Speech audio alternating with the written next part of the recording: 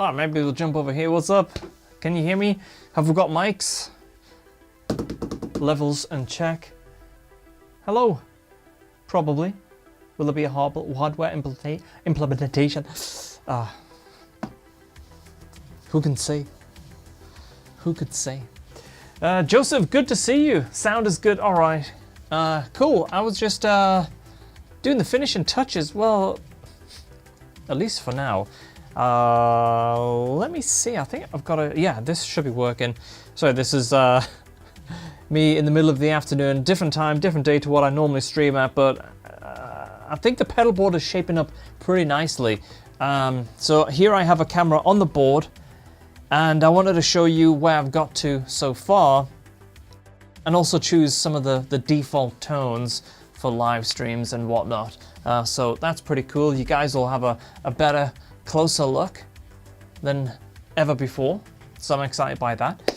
Skinny Radish 69. It has been a while. How are you, mate? Look at that. You guys are already hitting the thumbs up. Got a lovely classic guitar for you guys today. Look at that. This has just been plugged in so much recently.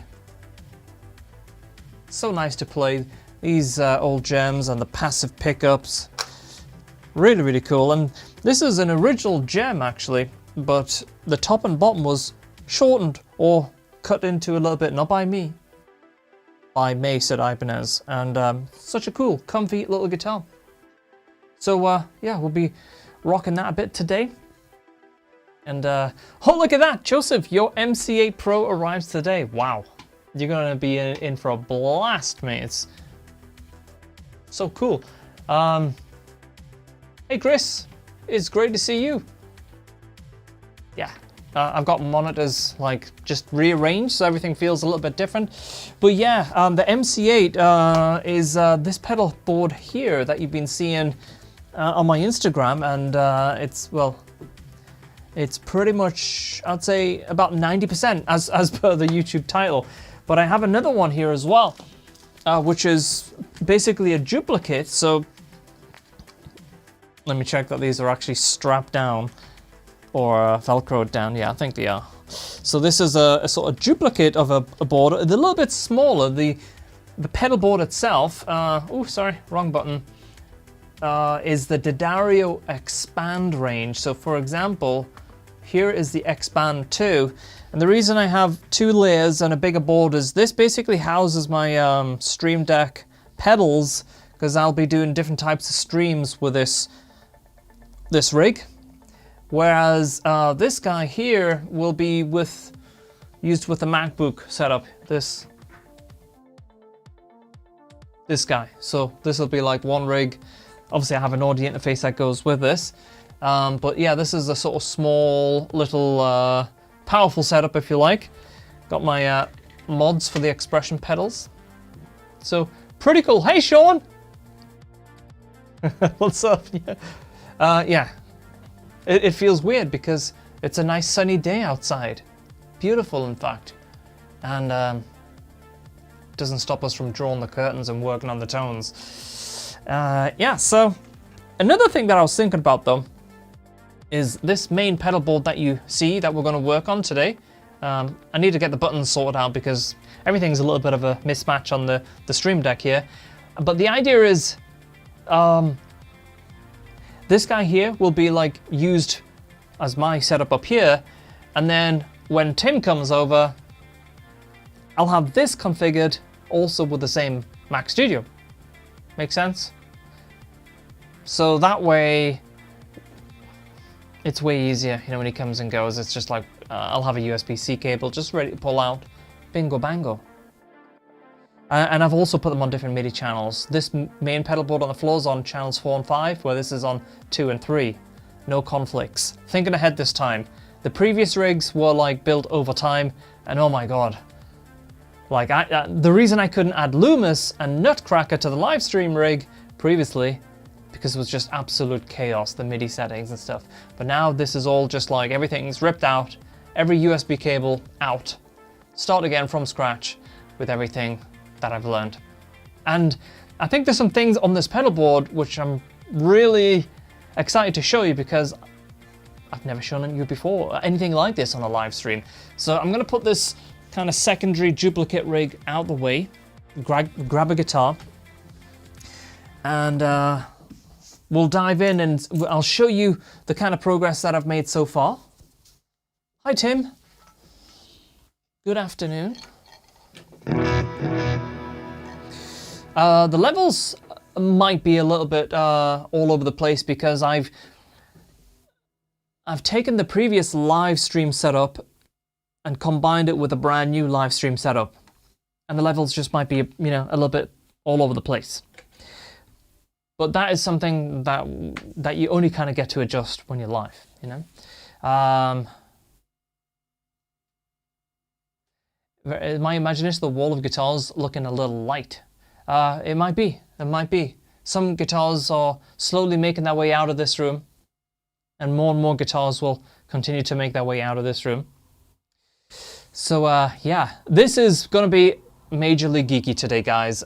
If you are new to Morningstar and you'd like to see the editor, I'm going to do a YouTube video on that because it's taken a couple of weeks, like actually probably a couple of months. And yeah, this guitar is amazing. Yeah. And I think the workflow is working for me, at least very, very cool. So let me stop yapping and show you what's going on. So this is the pedal board. This is my foot. It's running live in front of you. So I'm going to show you a bit about the sort of general layout that I have and the parts that I'm kind of thinking that I would like to get across the line, you know, go from that 90% to 100%. So this is my home page, and the awesome thing about this is I can click the McRocklin suite, and right there I've got some of my favorite default tones from the McRocklin suite. So hit the clean and I'm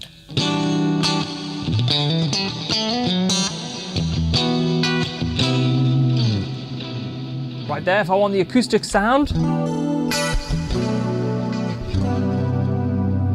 Afterglow.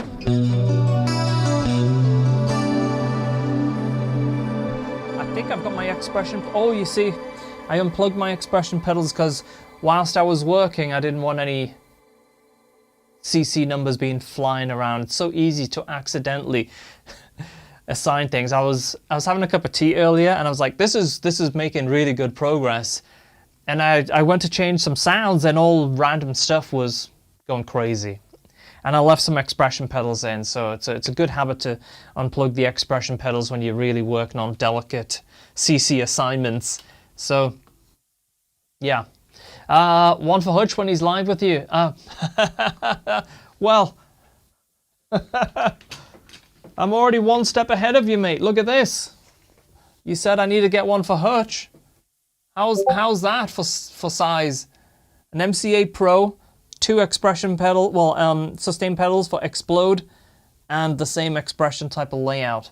So yes, you're gonna be seeing a lot of MC8 Pro in the future. Truly amazing though. I mean, it's really been so refreshing after like 4 or 5 years of like adding and adding to my previous live stream to like just completely come at it from scratch. Ahead of the game, I try to be me. I try to be. So anyway, let me show you. Sorry, I keep pressing the buttons here to show the polychrome site.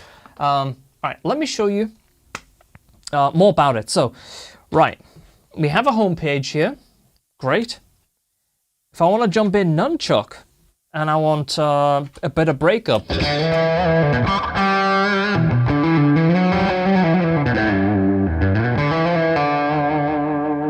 Hey Stanley, what's up, mate? And I want a nasty octave sound.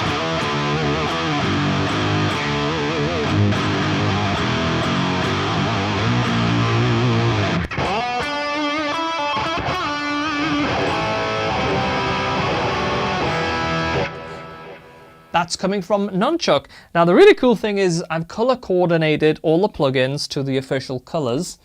Let me plug in my expression pedals.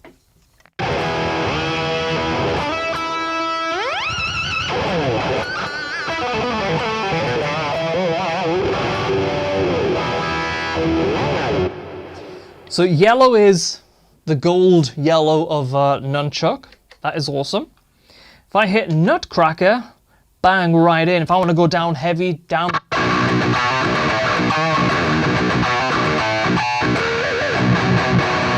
Even supercut I have on a button right here.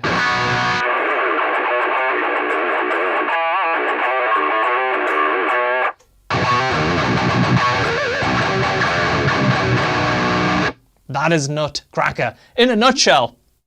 Very aggressive, throwing hooks left, right, and center. Super cool.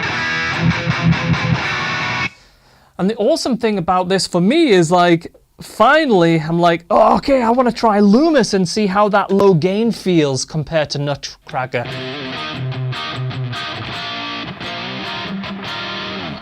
And that is panned. And why is it panned? Let's go have a look at the guitar rig. And oh,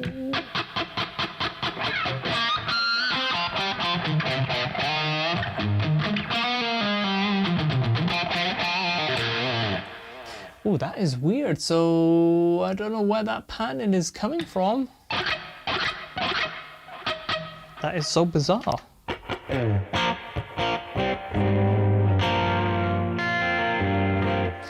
I'm taking it's off to one side for you guys as well. But we'll get to that in a second. So yeah, it's like really, really cool being able to the right. Yeah, Chris. Yeah, I think so. It's obviously here too as well. So yeah.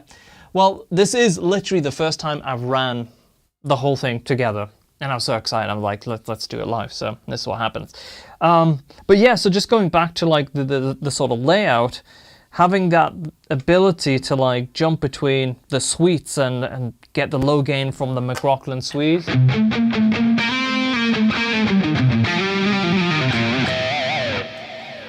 It's like so cool. So one thing I wanted to do was to have like a secondary bank.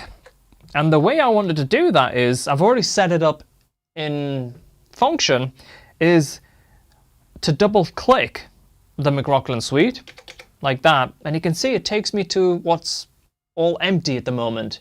So my idea was like, whenever bottom right is always going to be the home button. So it's like, if you're in a live stream, bottom right button takes you back to this home page, and that's where we can like choose a suite, or if we want to do Ableton stuff, or choose presets, or even Hypertune. I have that on a button. Now I really like how I've got Hypertune set up, because it's set so if I touch it once,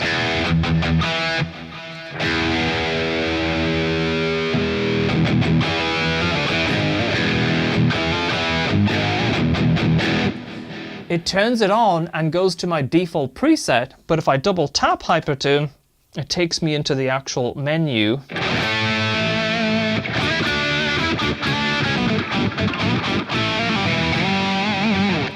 Which is really, really cool. How many expression ports does the MC8 have? It has 4 Omni ports, which I think is, well, it's perfect for this.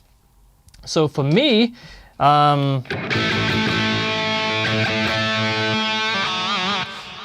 have it set up so A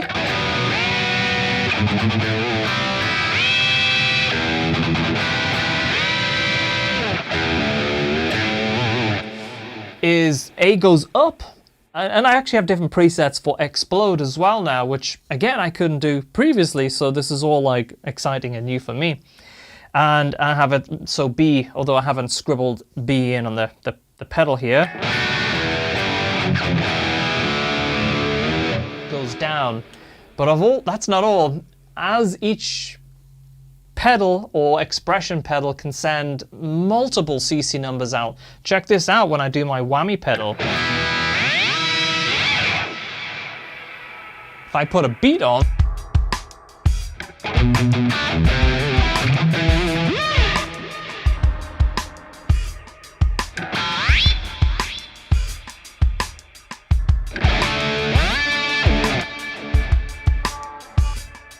we get this like glitchy reverb thing as well.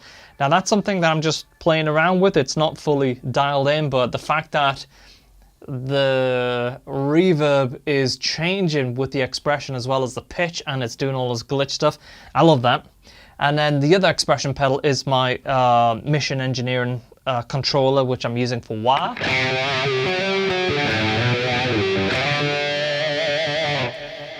So that is really, really cool, just as it was before. And that is using Cryboy. I know, I just asked other computer requirements. Skinny Radish, so I think if you have like an i5 PC from the last 4 years, you'll be able to run this exact project. Because essentially I just have 4 main plugins running and a couple of plugins like Hypertune, Cryboy, and Explode. And I'll show you guys the actual Ableton part of it today as well. One other thing I wanted to show you, which I think is really, really cool, and it's just something that I've wrapped up like 20 minutes ago before going live, so I'll already have forgotten probably. But let's say, for example, I go to the McRocklin suite and I'm like, let's get this nice acoustic tone. 64 RAM, I would say RAM, yeah, you don't need a huge amount of RAM because most of these products are more CPU intensive. So CPU is going to be your main thing. But you could always start off with, you know, just the McRocklin suite, very low on CPU usage. You know, we tested that on really old hardware and it ran really, really well. Nutcracker is also pretty low on CPU.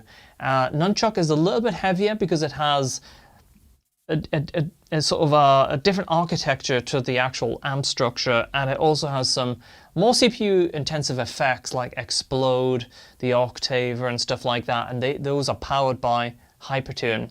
But it's still in general pretty lightweight, you know, for a modern computer. Like you could run 30, 40, 50 instances of Nunchuck and be totally fine.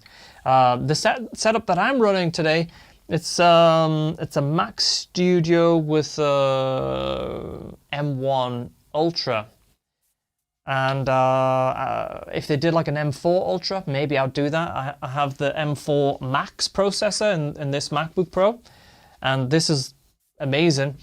The reason I got the M4 Max in this one is because I'll also be live streaming from this guy. Otherwise, I think for just running this type of stuff, a Max or an Ultra is a little bit overkill. But, you know, better more than less, right? But yeah, I think if you're in the realms of anything barring the very, very light mobile CPU type of stuff, I'm going to save this Ableton project actually because I haven't saved it so far. As in the last hour or so since I've been doing these finishing touches, and you know how copy-pasting an entire Ableton project into another. Mac 4, yeah, the Mac 4, the M4 in general, the base model probably is totally enough, and they're like $600. Yeah. If you haven't checked out any of the tones, you can head to polychromesdsp.com and take them all for a spin. Everything that I have today, there's a demo of it, so you can check that out. Our latest plugin is Lumos, which is so cool to see people using Lumos in all kinds of fun and different ways that I ever envisioned, but it's amazing.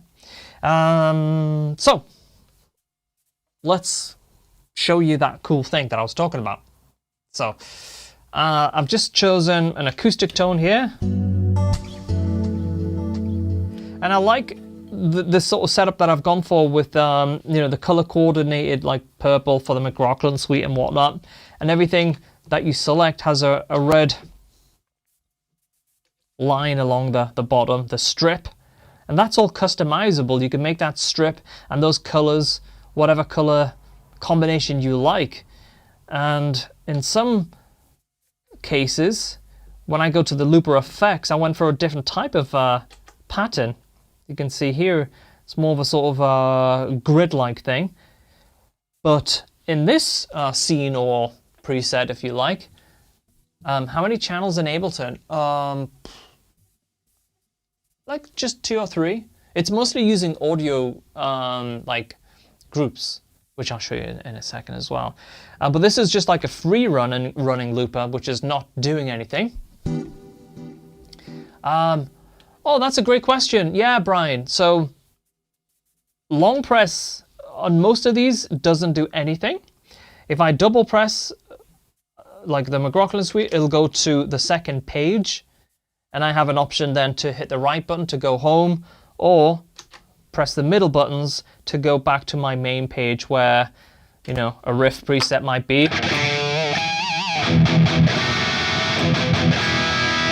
Or a lead.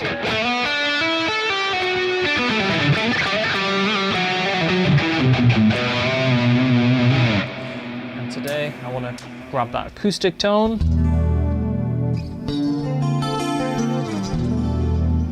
Good afternoon, Michael. It is great to see you. So I do have double taps. For long presses, I have long presses, I believe, in this view. So for example, if I just record something.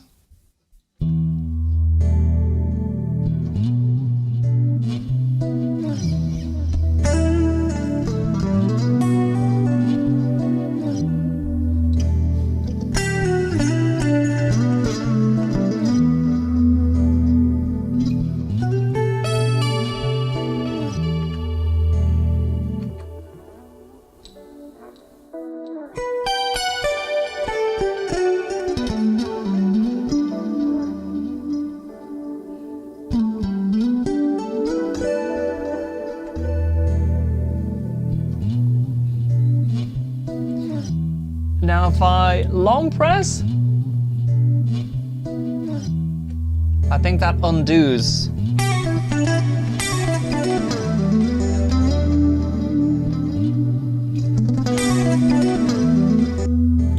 Yeah. So the long press in that view undoes what I just did. So for example, I've got a chord progression. I'm playing.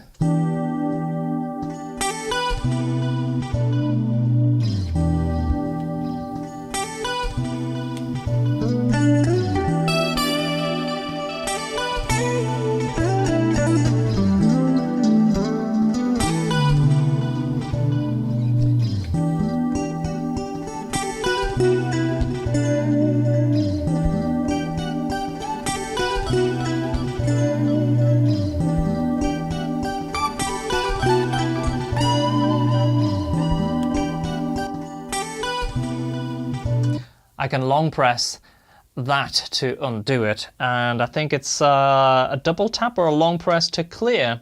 So it's a pretty simple little looper that I've put together just using Ableton, and it works really, really good for those like impromptu jam. And I have lo-fi loop as well and glitch and stuff, so if I have a beat on,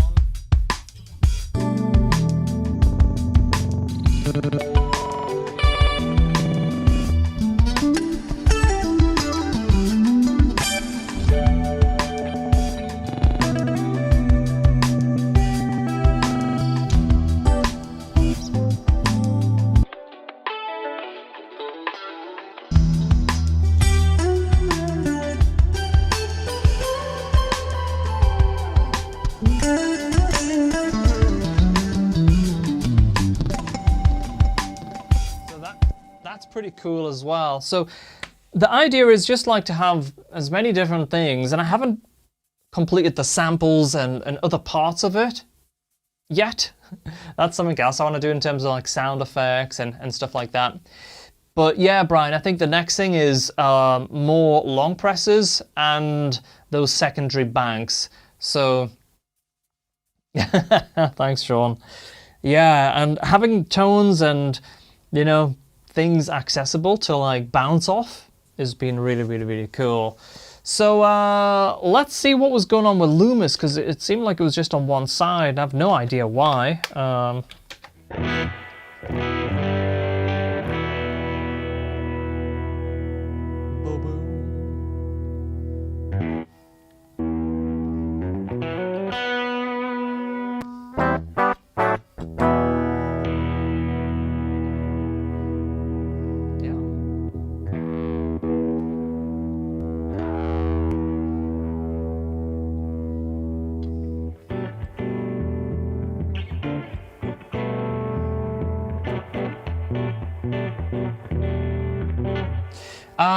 Why would that be? What have I done that's made it go on one side? I have a couple of choices. I can either save the project and just reload the project and see if that fixes it. I might have just sent some random number, CC number into it and don't know what it is. Kebab always gives you that extra 10%. Let's try saving it and just reloading it. And then if I have sent anything CC, then it'll maybe have saved, and then we can maybe reload Lumos. Can't think of any other reason why it would be on the right.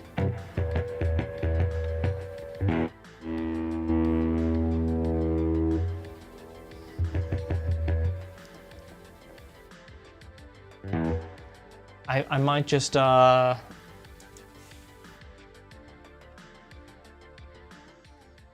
reload Lumos instead of the whole project.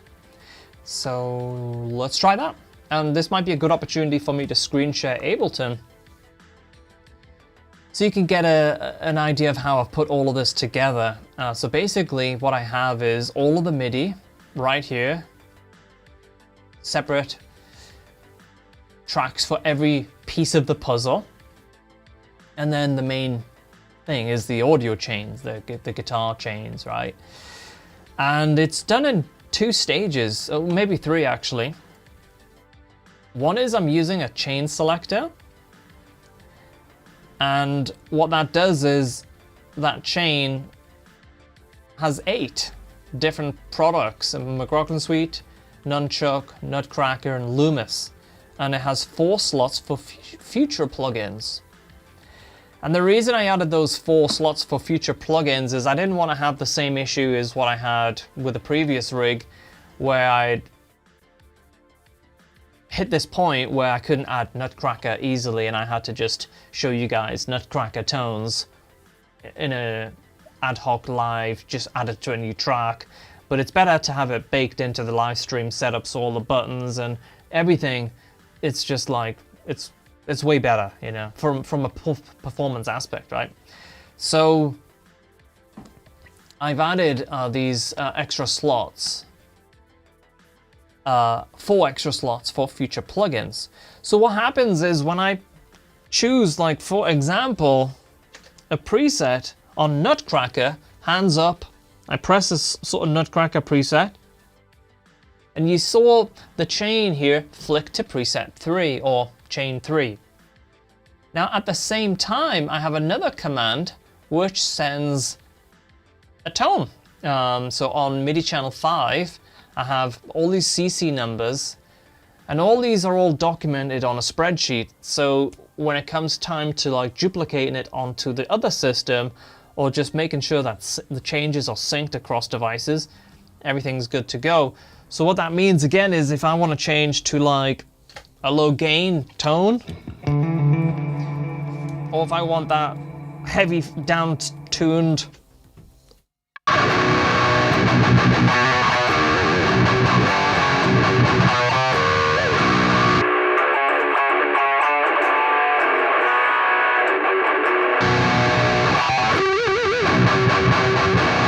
this is a brand new preset that I made. A lot of the default presets is also brand new here as well. And if you like those presets, I can probably drop them on at least my Discord or the Polychrome Discord, polychromedsp.com/Discord. If you're like just sort of sitting in the background and you're like lurking, and you're thinking, oh, this looks kind of cool, but I have no idea, I could never do that. Polychrome's Discord is amazing. We have so many nice people helping out, and the community is really good. And it's just people in the same, a lot of people in the same kind of situation where they're just really excited by the tones and the feel and the response. And a lot of the guys are brand new to this, which is also amazing because, you know, like seeing someone pick up their first laptop and little audio interface and then diving in and having access to all these tones, it's amazing. It was never a thing, you know, growing back like back in the day. How many thousands of quids would we have to have spent? Yeah. How many total tracks? Okay, let's have a look at how many total tracks it is. So I'm just going to close that down with this plugin. So all of the tones basically are running on one audio track. But on that audio track, I have 4 plugins running live: the McRocklin Suite, Nutcracker, Nunchuck, and Lumos, and that is using the chain selector as well as the preset selector to show, to load, the specific sound that I want to. And then I also have in front of that guitar chain things like Cry Boy. So again, if I want to go crazy and do all the wah stuff, same for Explode.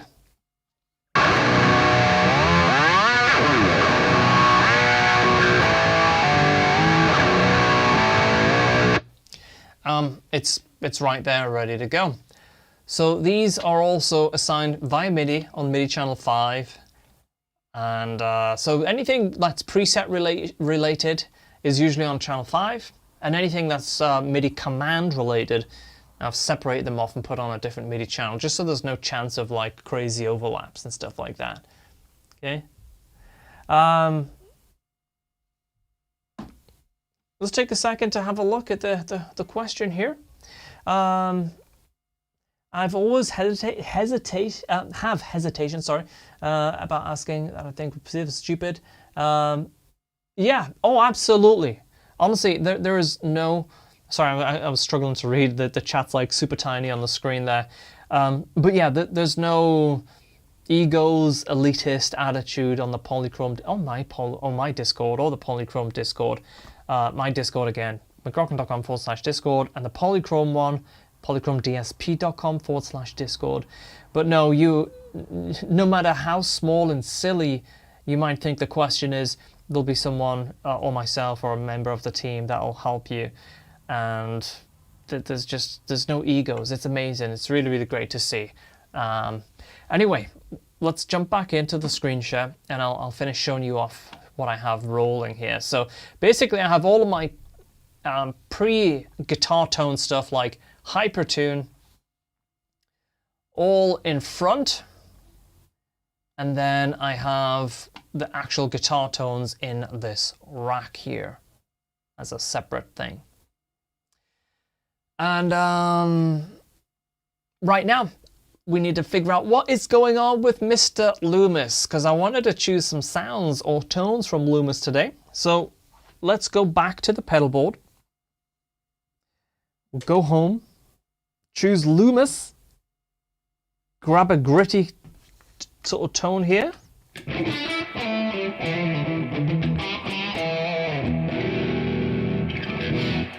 And figure out why he's on one side. So let's jump in. So everything in the rack looks totally fine. I'm gonna just delete Lumos. I'm gonna save this project first. Delete Lumos and re-add Lumos.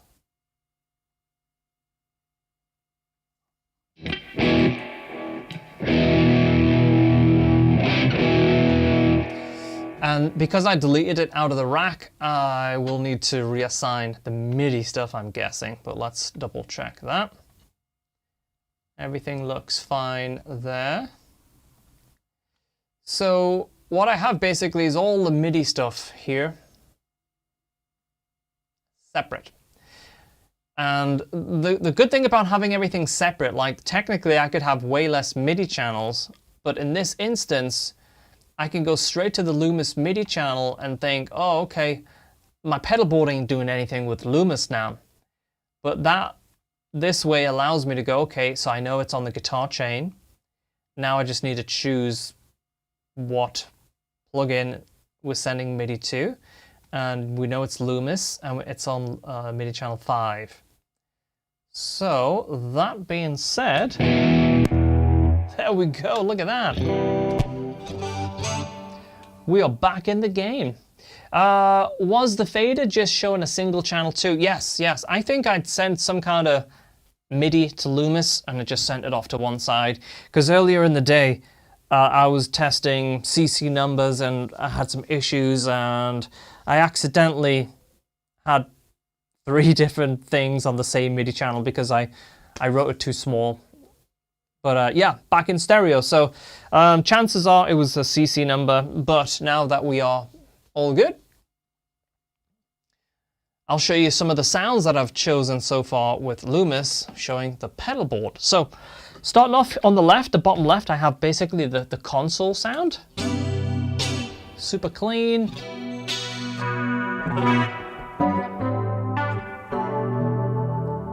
And then I have a sort of regular amp, sort of clean sort of sound, I guess. That's so nice to play.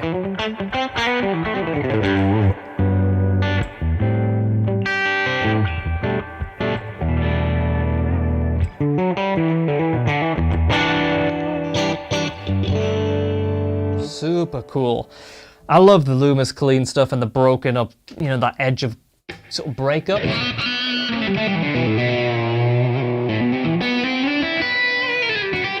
If you're like a legato or a smooth lick kind of player, you have to try Lumos. It's so cool.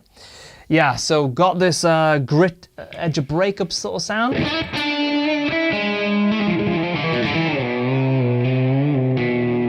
A low gain tone. So spongy.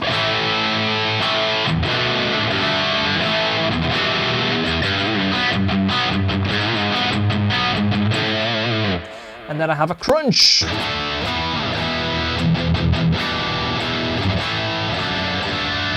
And that is just like, it just feels so alive. And let me show you what the UI of the plugin looks like as I'm going through some of those tones. So that's a preset called Chunky Prog.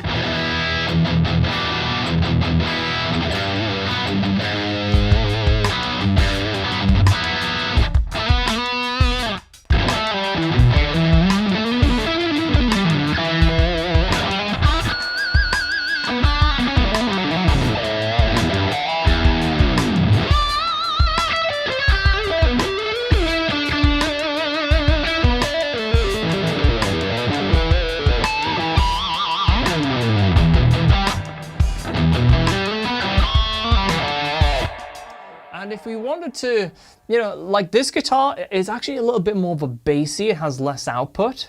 So for example, like if I had, let me click on the tuner. I'm using the D'Addario tuner for this pedal board, which I really like. As you can see, it's like a half-size tuner, and it just fits so perfectly between them.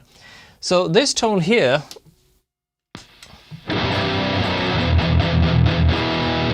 because these pickups are like so low output, and very, like, I don't even know how old, like 30 years old, I'm presuming. If we grab this Strandberg here, which has my signature pickups in, and just listen to the difference, same tone.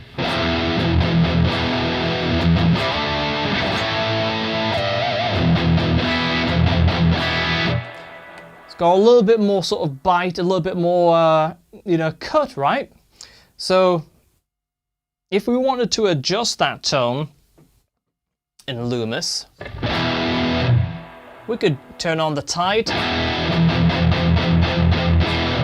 and right away we could go from more of that spongy retro rock tone to something just a little bit more aggressive.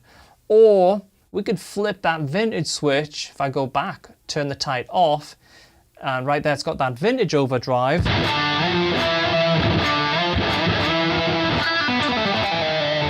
Which is great for like leads and sort of classic rock riffs.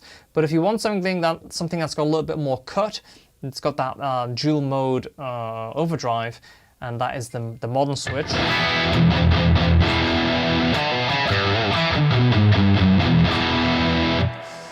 So that is super cool. There's another way that we could also tighten things up as well if we wanted something a little bit more aggressive, and that's to use shape EQ on the pre-position. Always a favorite, just to pull some bass out of the frequencies, maybe brighten it up on the way in. So this is simulated.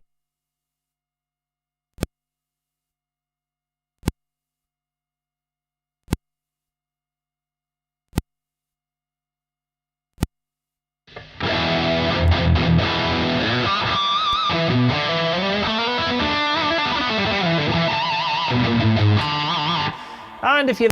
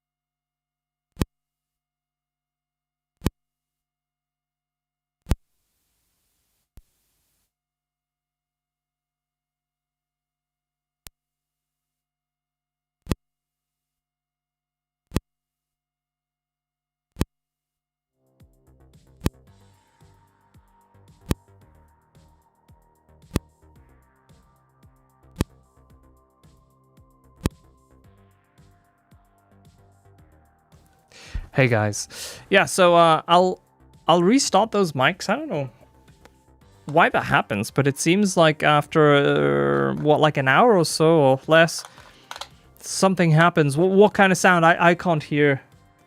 I can't hear the mics in the room. So what kind of, is it like a pop squelchy, pop every 4 seconds, Chris? Okay. Okay. Save for the the bleeper reel. I wish I had that bleeper button. Remember that? Good times. Okay, so be interesting to see if this can be restarted though. Let's try that. It'll be interesting. Good job I have a secondary mic as well. Is this level okay? I haven't tried this one in a little while. Seems like it's skipping. Yeah, that's so weird. This is pretty close together as well, so I wonder what the issue is with that. Power button ain't doing anything on the actual move mic. That's interesting. And it was on charge as well. Here is good now. Yeah, the only thing is with this mic running straight into Logic as a separate doors, the side chaining is not as complex. It's a little bit more subtle, so you do get a little bit more spill and stuff like that. But yeah, so whilst we see, I'm just going to unplug this mic and just leave it on charge and see if it feels a little bit better in a few minutes.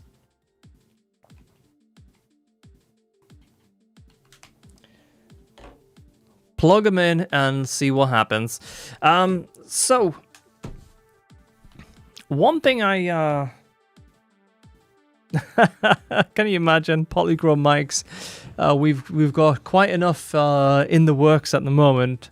I couldn't even think about mics, but yeah, can you imagine that? Oh, I'm gonna turn the audio channel off for the mic as well, just in case that's coming through. I think I've muted it on the master stream. So how my setup works is basically Ableton uses one audio interface, and then I have Logic just as a sort of submixer, which uses a totally separate audio interface, and that's basically submixing what you hear in the live stream. But because that has 4 inputs, I'm using, I think it's called an Evo 4 by Audient. This mic is plugged into that 3rd channel of the Audient, as well as a stereo feed from the PreSonus setup, as well as a independent wireless mic channel. A little bit weird, but it works well.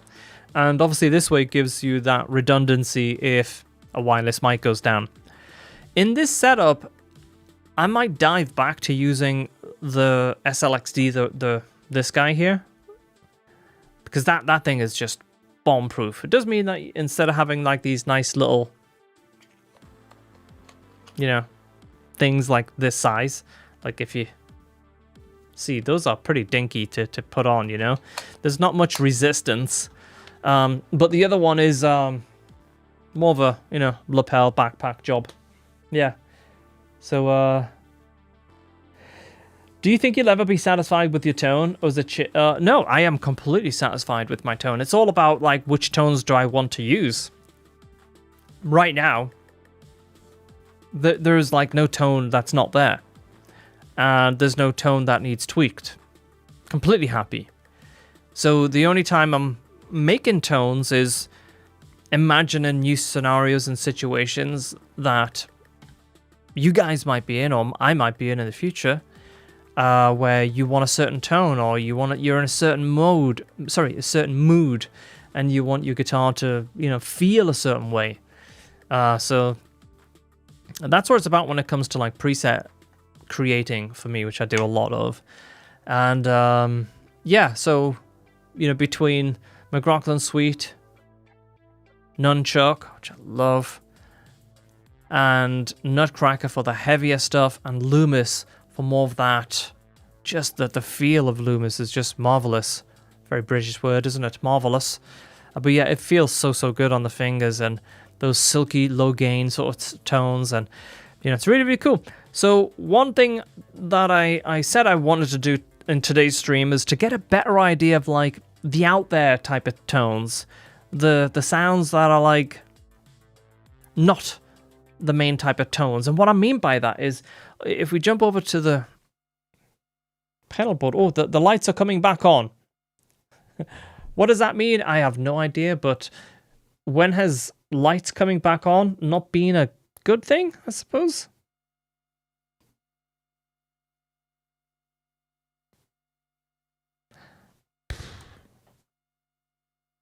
What does that mean?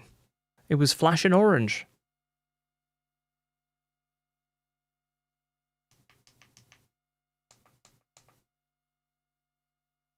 Give it one more try at a reboot here, and then if not, we'll stick with the SM7B.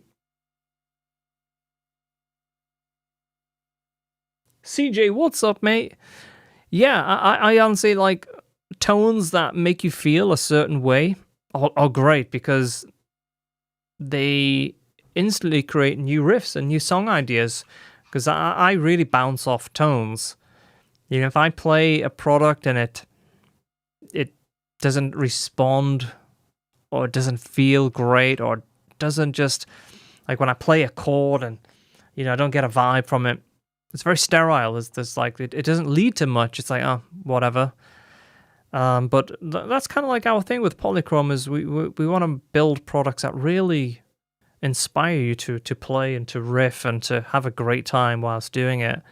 And this Shure mic's not having a great time whilst doing nothing. Yeah. So yeah, we'll stick with the SM7B.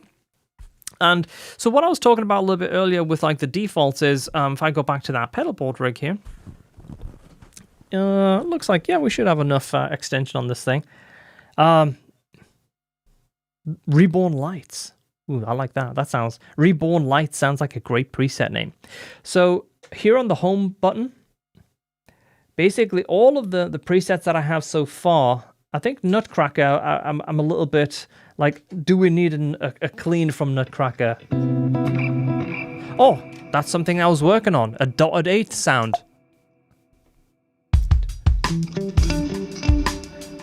Ooh, that's not fast enough, is it? We need like a beat that's way faster than that.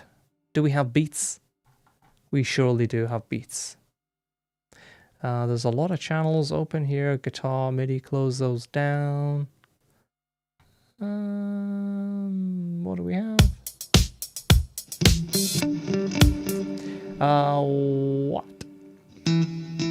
What kind of tempo does that sound like? 120-ish. So that's another thing that I'm doing right now, setting all of the tempos in Ableton.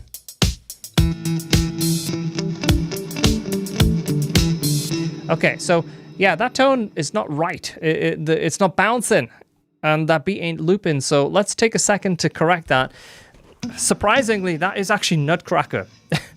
And it's actually got a really, really crystal clean, very sparkly, clean tone there. Let's fix that beat and make it loop, because it ain't looping right there.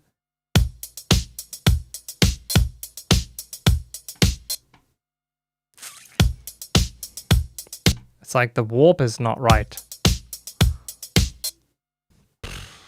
This might be my half and half. Okay, seems a little bit better.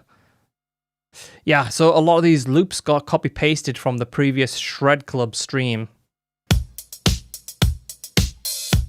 Okay, so that's looping. So let's go to the guitar chain, the actual audio tracks, and check out Nutcracker and see if we can just finish that preset. That's a new preset that I was playing around with because I don't have a dotted eighth thing going on.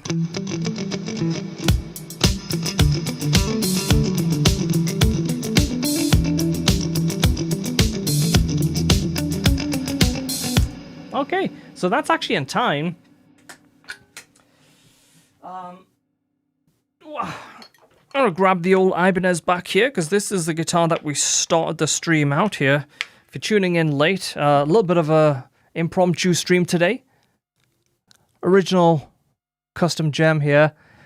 Someone said earlier, is it Hulk Hogan? It's the Ultimate Warrior, mate. Come on, how can you confuse the two? How can you confuse the Ultimate Warrior with Hulk Hogan? And if you look closely into the audience,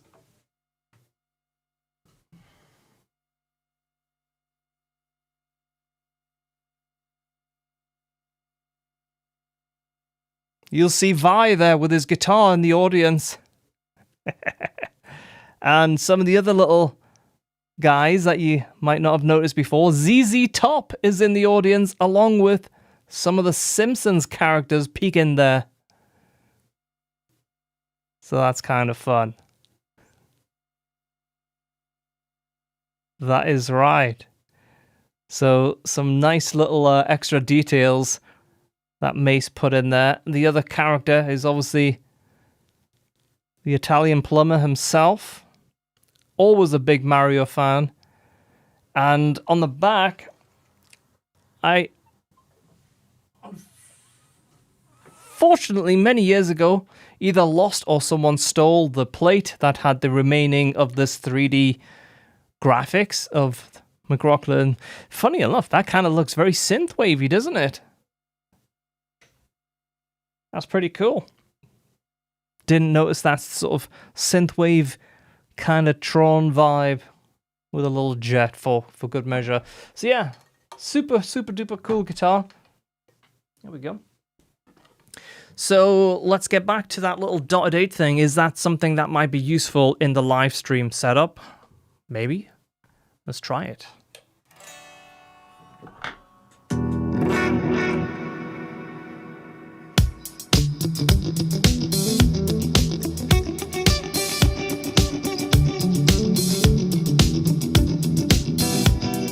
Yeah, I think that'll be pretty useful. And now that we've sorted the beat out, it's actually in time, which is also very, very useful for dotted eights. And that is the sort of heavy down 5.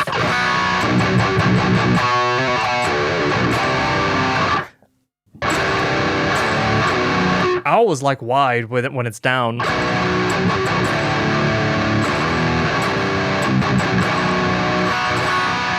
Ooh, I feel like that could be a riff. Do we have like a beat? Surely we have breaks. A lot of... This is all stuff that I definitely need to sort out. You can see all the tracks that's been dropped in over the years. KG Sauka stuff. Yeah, let's get that to the correct tempo. So at some point you can see on the right hand side, these are all grayed out because it's just been copy pasted in.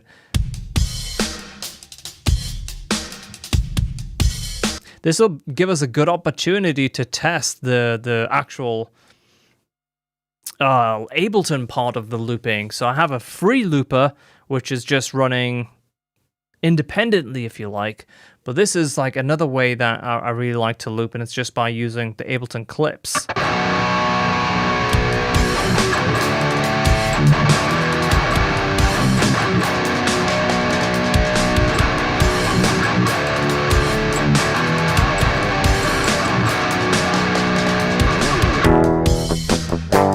Okay, so we got a DI recording. So again, this is stuff that you don't get to find out until you are live streaming. So what we basically want in this looper is we want the tracks to take an audio in from the rack. There might be instances in certain cases where you audio to, audio from. Oh, okay, so you can see the audio from. That should be guitar chain.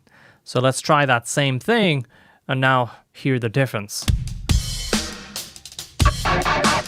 Here we go. Let's give it a shot. 3, 4.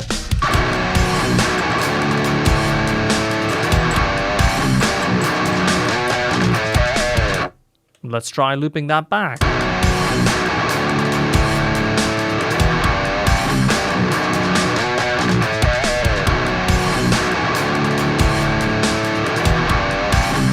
Timing's a little bit crap, but yeah, at least it's working. So let's go for another one.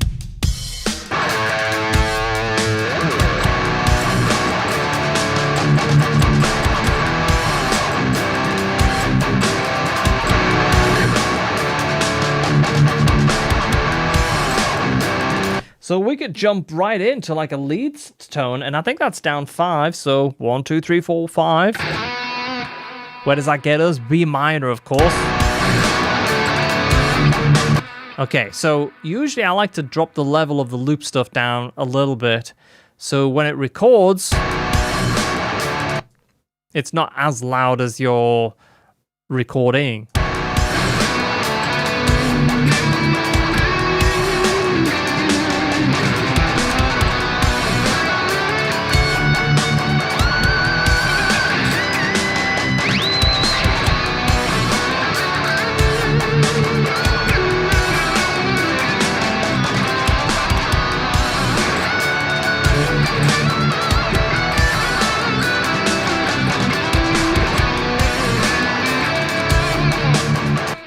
So, great, the routing is solved.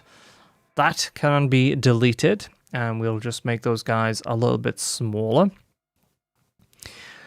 Right, so I have a note of some tones that I think might be useful for jams, and it's presets like Follow the Light and Monsters, which I think is on the McRocklin suite.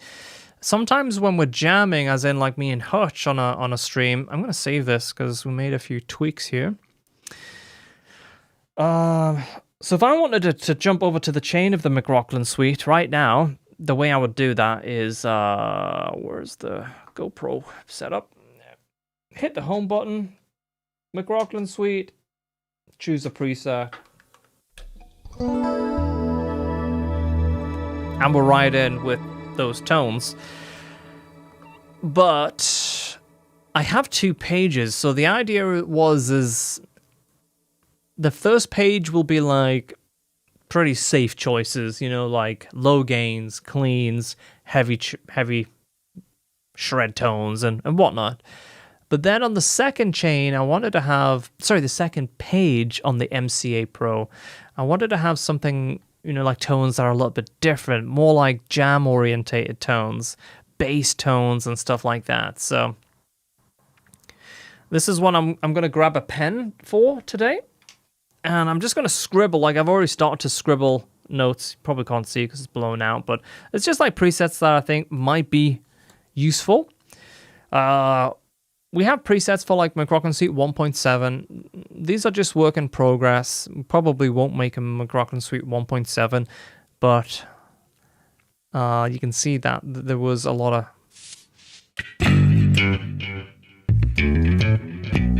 That's pretty nice.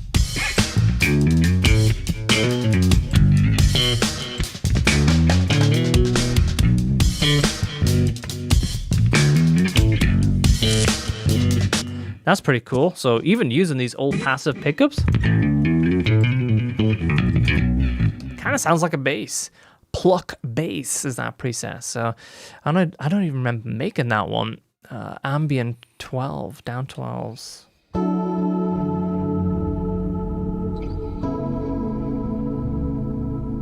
Could be good for live stream jams as well.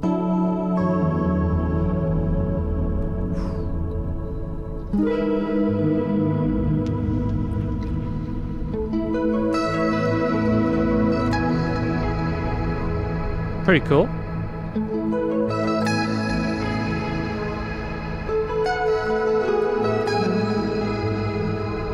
It's nice. Hey, bot. Sorry, that was a while back. Do I have more? Where's like the dubstep bass?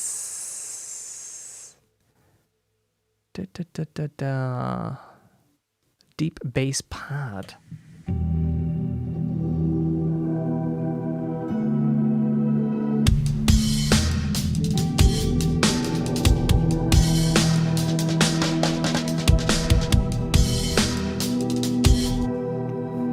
Could be good.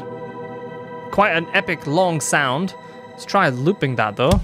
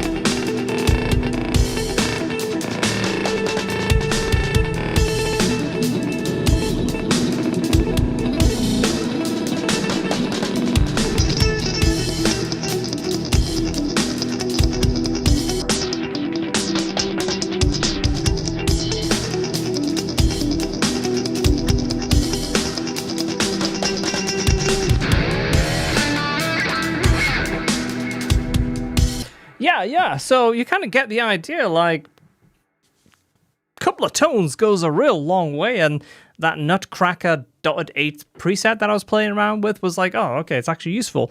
Maybe slightly bright, we'll make a note on that. But yeah, so cool. Capturing the pace, the piece. Yeah, Ibanez should. I wonder if the mic's had a chance to redeem itself yet. Dotted 8. Gonna make a note. Too bright.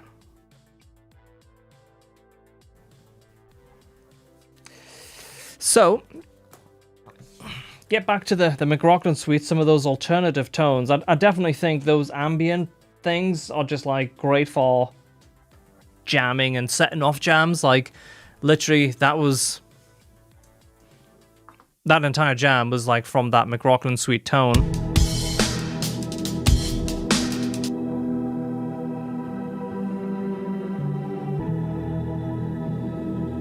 At that stage, it doesn't even sound like a guitar, does it? But that is direct from the McRocklin suite. So pretty wild.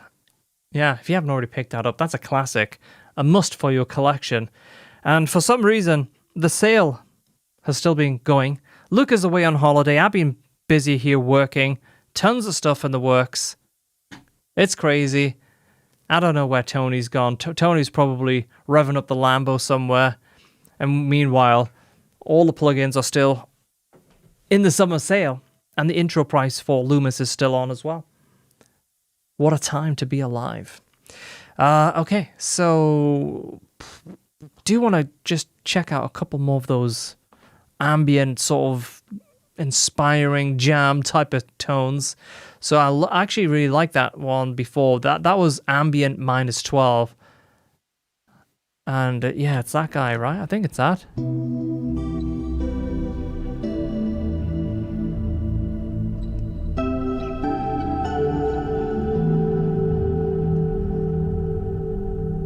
I like that. Yeah, so we'll get a couple of tones like that. There's a bass type of tone that I really like, and I used to have it saved, and I don't... Oh, there it is, dubstep bass. Yeah, that sounds cool. So let's try the same kind of loop.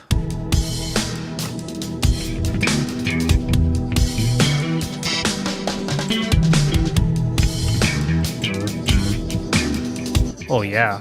Ooh, that's going crazy. Let's just test that second input to the looper, record some kind of slappy kind of bass over the top of that.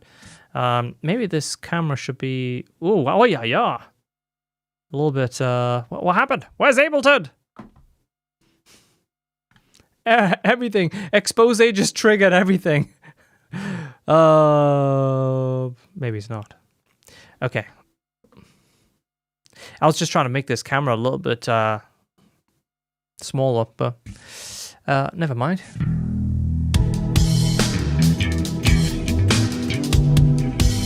Let's try it.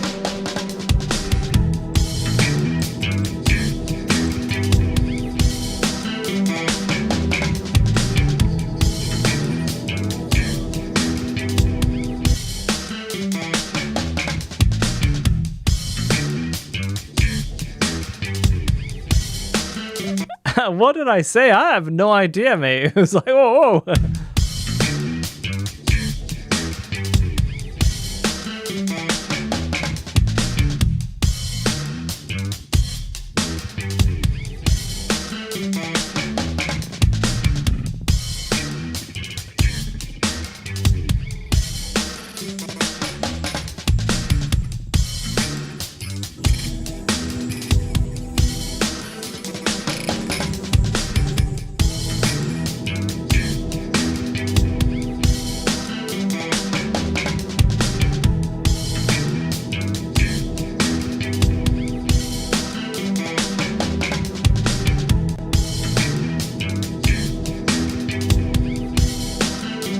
Okay, so the beats don't have, the tracks don't have the sort of real-time effects that I use. Where's that beat though?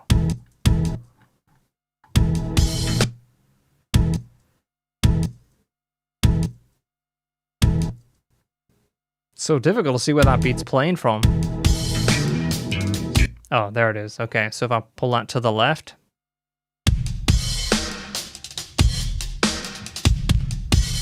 Let's try it.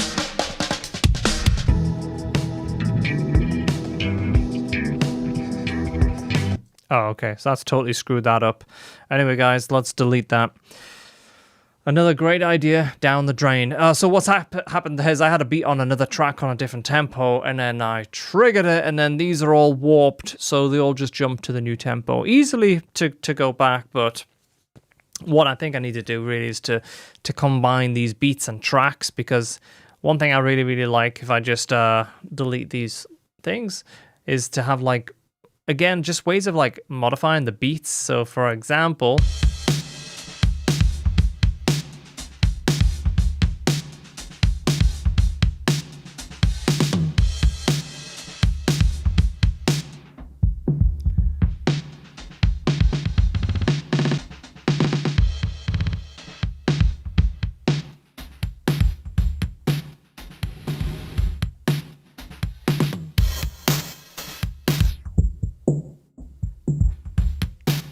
you get the idea, right? It's just like, especially for those live streams, sort of jam sessions, pretty cool for that. Pretty cool for that. But yeah, that preset, the deep dubstep bassy one, I think that's a goer. I wanted to check out some of the ambient tones from Lumos as well, because I think those could be really, really great for jamming. So let's switch to Lumos for some. Yeah. Give it a thumbs up. Yeah, I appreciate this is a very different time to be on a live stream, but don't usually stream on this day, don't usually stream at this time, but the guys that's here now are hopefully enjoying a little bit of a geeky one today. So back to that guitar chain, choosing Lumos. Already got this.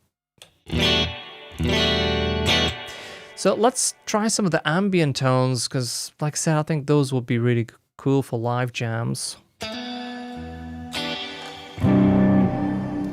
Bit hot.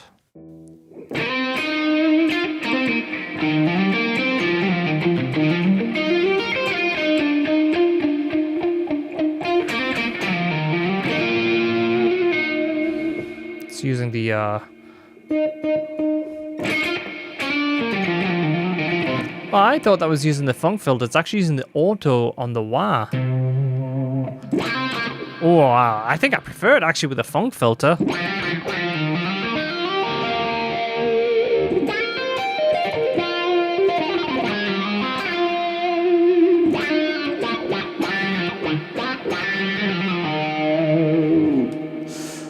That could be a nice little vibey sound.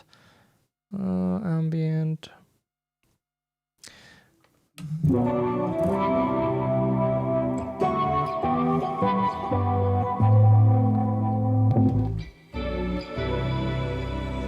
Yeah, I need presets like that, because then you can play those really simple chords. So right there, for example, if I turn Lumos off, that's my DI. Needs a little bit of a tune-up on this guitar, but it's pretty old strings. In fact, let's give it a little tune-up. Just to, yeah, get rid of that flat A string. Yeah. Actually, I got a few flat tires.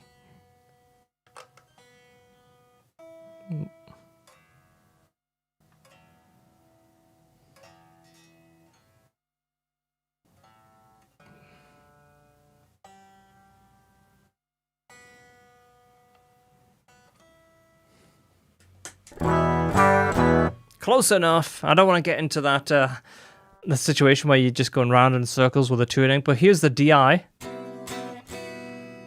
Turn on Lumos.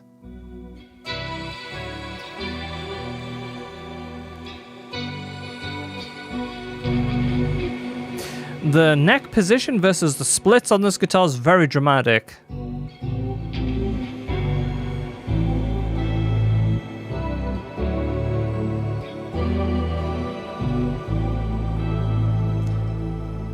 Well, yeah, so that's using duo shift, plus you can hear some of the shimmer coming in the background.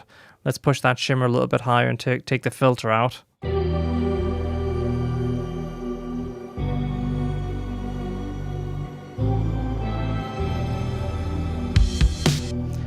See if we've got something just a little bit more chilled of a beat.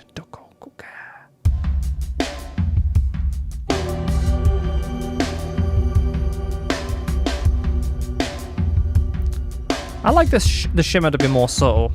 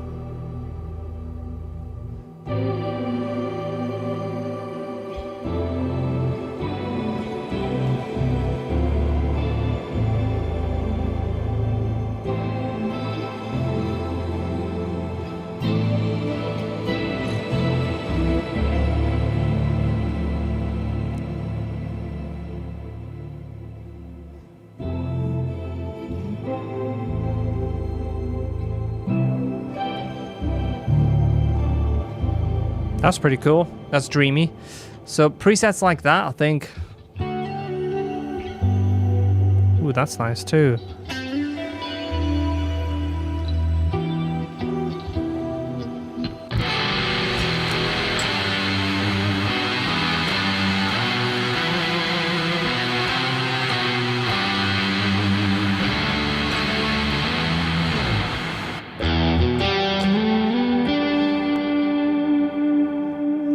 That's got vibes. Yeah, so I think a couple of those more ambient, subtle sounds I think I need to pull out on the second page.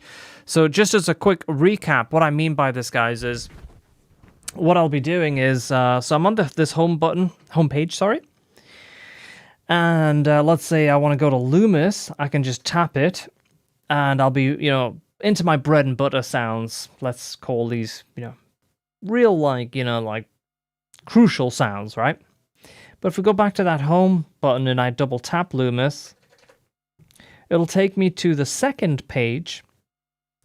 And on that second page, that's where I think I'll have some of those more inspiring, soundscapey type of things. And I can always tap the two middle buttons together to go back to my main core sounds. I think core sounds is probably a better word.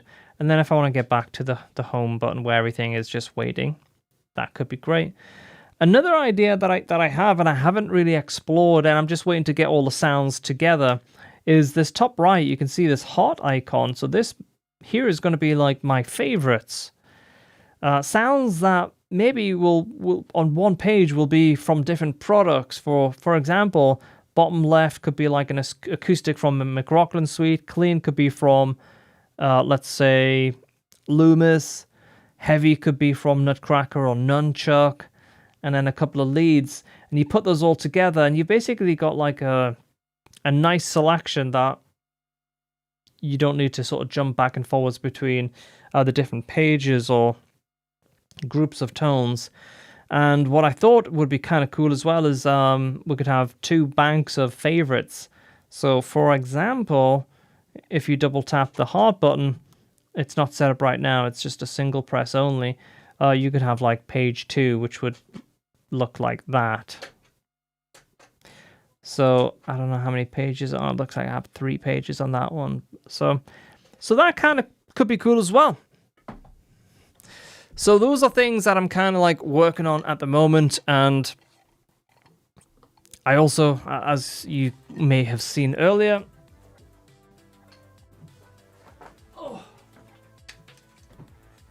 have pretty much a duplicate of this board in a smaller form factor using the D'Addario Expand, just the single layer pedal board.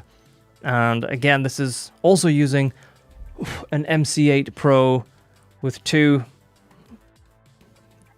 sustain pedals, which is going to be used for Explode, and these for the wah and the whammy of Explode. So that's going to be pretty cool as well. So this will be the sort of portable rig, all pulls apart, and then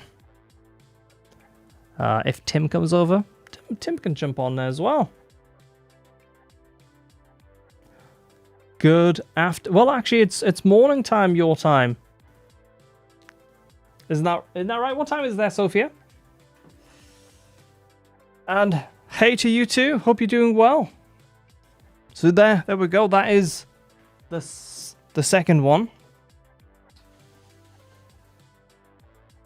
And if you're just tuning in, that's the main pedal board that I've been working on today. It's about 90% or so.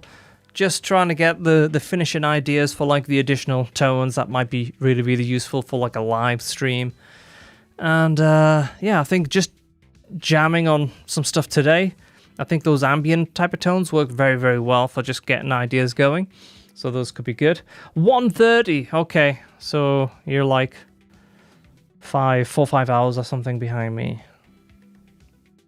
It reminds me, I'm going to hit the gym in about a half an hour or so. Get some good sessions going in there, I think.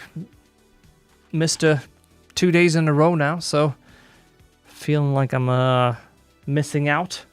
Yeah, so new pedal boards, all trying to get that perfect harmony of working great with the Polychrome DSP plugins in a way that's very open-ended to allow for future expansion of additional products into the range. And like I mentioned earlier, that was like one thing that I had major issues with the previous setup, is it was based around 2 products, and it ended up being Nunchuck and the McRocklin suite. And to add a third, like Nutcracker and Lumos and all these other plugins, it was a little bit of a pain, just because it had been like modified over time, and like the actual Ableton project had started like 4 or 5 years ago, and it just been ad hoc, like fix it and add something new for the live stream. But eventually the CC numbers, the MIDI channels were just so over the top and all over the place. It was very difficult to make sense of it all. So a couple of weeks back, I started to just completely start from the ground up and have a document. You know, it's getting serious when you need a document for your MIDI assignments. But you've been practicing No More Tears? Excellent. Can't wait to get back into the workforce. Gonna buy all the Polychrome plugins in one go. That'll be a crazy day for you. Thank you. Ooh, booped myself. Yeah, so that is, I think, about it for today. I think, all being well, if I continue at this pace, maybe Tim will be over on the weekend, and we'll see if we can get 2 of these rigs running side by side. But we'll see. We'll see. Cooper's Music. Just been geeking out a little bit today. Just I was working on some Ableton and Polychrome / pedalboard stuff. So this rig right here with the Morningstar MC8 Pro. Amazing device. So it's pretty much there. It's to show you the previous items.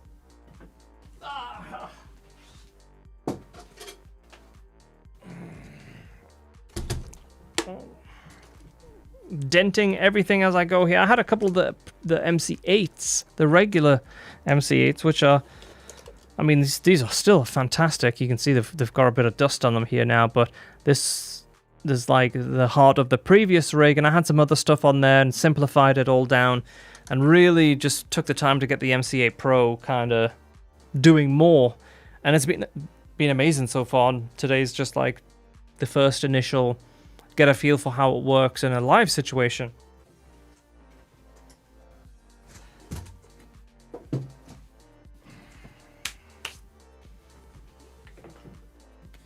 Just come back from driving school, so made the end of the stream. Well, it's great to have you here. MIDI pedal boards should just automatically program themselves in 2025. Yeah, well, I guess with like was it Copilot mode or something like that in GPT-5 or GPT even 4.5. That'd be kind of nice, wouldn't it? You just say, listen, mate, I want this to happen. I'm going to leave you for 10 minutes with the MC8 Pro editor, Ableton Live, and all the Polychrome programs. When I come back, I would like the buttons to do this, that, and the other. And then you go have a cup of tea and you come back. Yeah, I think it's a little while off that, but that would be pretty cool. That will save me a couple of weeks of messing around. But it's been really, really cool though. I've enjoyed it because all this stuff has allowed me to dive just a little bit deeper with the MC8 Pro than I probably got from the MC8s, the previous models. So, did someone just say Tony AI? That chat's a little, yeah, Tony AI. What Mac are you using for your main setup? This is a Mac Studio with an M1 Ultra. And I think it's 64 gig of RAM.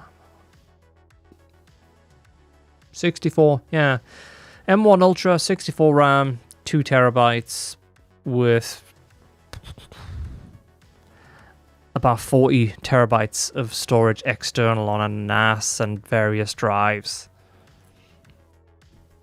Yeah. Something like that default interface, like your plugin can map automatically. Yeah, exactly. It would be cool to see more automation in the audio space. But I think the way that I've got it running now, it's going to be easy to expand in the future. So, for example, even just like the chain selector, we're using 1 to 4 for the McRocklin suite, Nunchuck, Nutcracker, and Lumos. But there's like double that. There's like 5, 6, 7, 8. So even if we release more products this year or next year or whenever, drop them in. And I also have all of the mappings and CC numbers for all the chain selectors. So if you have that data, it's very easy, much easier than it was when it was just like, kind of like, oh, let's add something new, and eventually it'll catch up to you, you know, it's just too chaotic. So yeah, I've got to find out what's up with this Shure mic as well. So it sounded good earlier, right? As far as I could gather, but then it just stopped.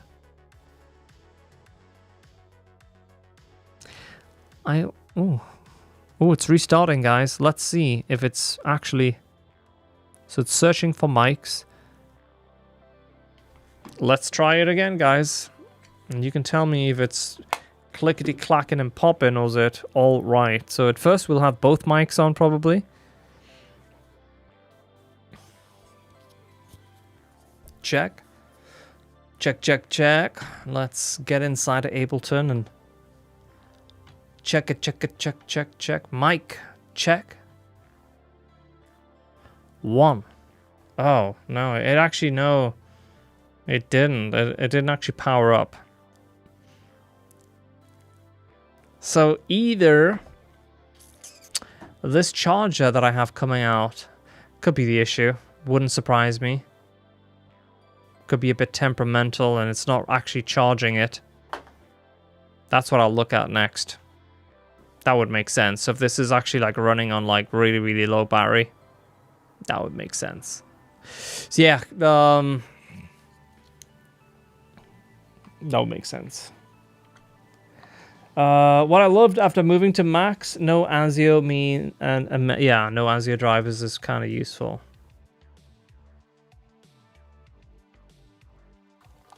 Yeah, that's what I'm gonna look at. Just checking that this thing actually has charge. So mics, I'll unplug those and we'll. All right, so I'm gonna grab some food and head to the gym, I think. I don't know if it'll be exactly in that order. If you have any questions, let's hang around for literally a moment or two here. Any final questions? If you're just typing, don't forget, Lumos is out now.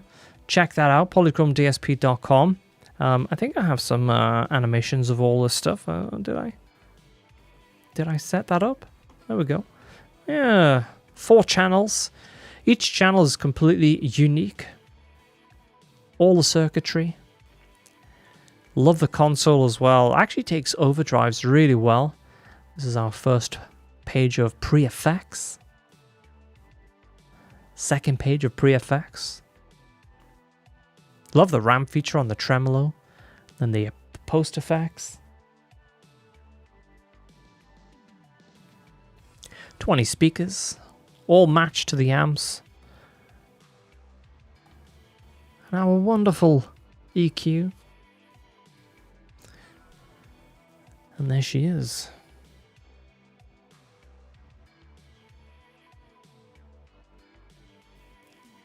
polychromedsp.com.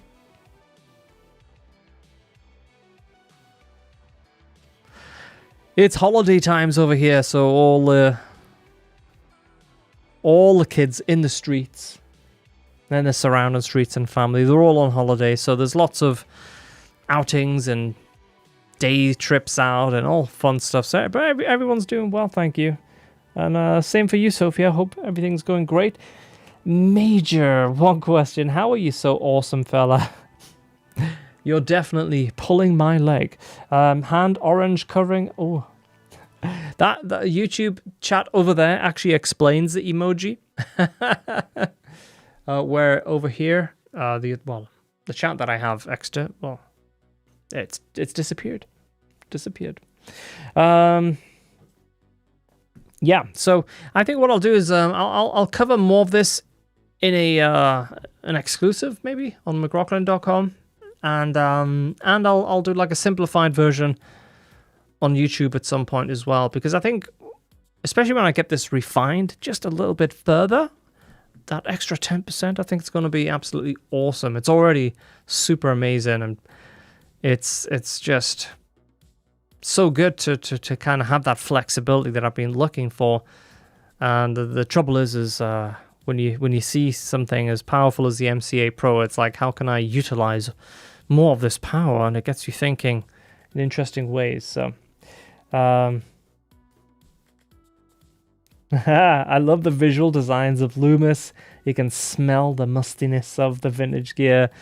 Yeah, that color tone, the color palette, I really, really like. Yeah, it's beautiful. Really, really cool to look at. And if you see like Lumos, you know, next to Nunchuck. Yeah. Super duper cool combination. And then obviously the McRocklin suite. And Nutcracker. Look at that. That's a combination right there, fellas. Nutcracker is still absolutely outstandingly crazy popular. And you guys are doing crazy things with it. I keep getting tagged in these videos. And yeah, so heavy, so riff focused, so cool. Really, really great. So yeah, that's always awesome to see. And yeah, so polychromdsp.com, the sale continues. The intro price of Lumos is live. Check it out. And if you want to chat more about all of this stuff, Discord, McRocklin.com/Discord. If you want to find out more about the Polychrome plugins, or you're new to all this stuff and you're like, I want those tones, but it seems a bit complex. It's actually not. It's never been easier. The Polychrome Discord server is fantastic for that. If you're new to all this and you want to get into it, you get all the help that you need, and it's super easy. So there we go. Have you ever tried pairing up Lumos and Nunchuck left and right for rhythm stuff? Only in testing, but yeah, massive wall of sound. And because they have like a different response and attack, you really do get that sort of stereo separation between the two amps. It's very cool. I had this idea of kind of doing like this rock focused retro wave synth wave, but like with like classic 90s rock riffs, and I was testing out for exactly that purpose, and it's a great combination. Yeah. The lead channel will get you in Lumos will get you a little bit of a tighter sound by default, so if you want to chug alongside Nutcracker and maybe the heavier side of Nunchuck, you can definitely use the lead channel in Lumos for that. It sounds really great. But the rhythm channel, even with high gain, it's like got more of that kind of softer, spongy sort of feel. Like we did earlier, you can tighten it up, but I think you'd really appreciate like the contrast. You know, it's like it's good to have like different feelings under the fingertips, as opposed to just making everything tight and aggressive, Anyway, yeah, totally Cooper's music with like totally different an amp on each side. Yeah. Anyway, guys, you have a great day. Thanks for tuning in, and appreciate it. And you guys have a great day. I'll see you at some point I think real soon. Pretty soon. All right. Take care, guys. Cheers. Goodbye. Super hot in here today as well. Real hot. Deceivingly hot. Just like you guys. Deceivingly hot. See you later, guys. Bye.